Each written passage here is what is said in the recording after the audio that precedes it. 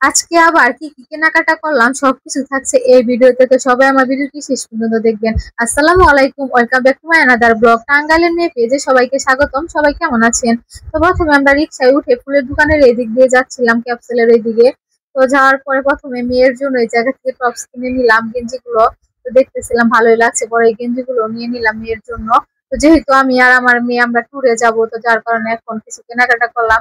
আপনাদের ভাইয়ার জন্য এই জায়গা থেকে গেঞ্জি নিলাম, এই গেঞ্জিটা পছন্দ হয়েছে, পরে এটা নিয়ে নিলাম, পরে আবার আরেকটাও নিল।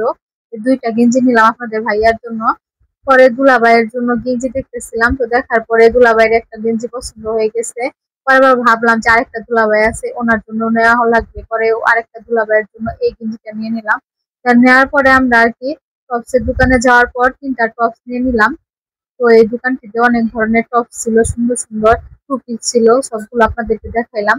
তো পরে রাস্তার পাশে দেখি যে এই জায়গায় কদবেল বিক্রি করতেছে, পরে আমরা দুজনে এই জায়গা থেকে বড় বড় দুইটা কদবেল নিয়ে নিলাম। তো আজকে ভিডিও এই পর্যন্ত, দেখা হচ্ছে নতুন কোনো ভিডিওতে।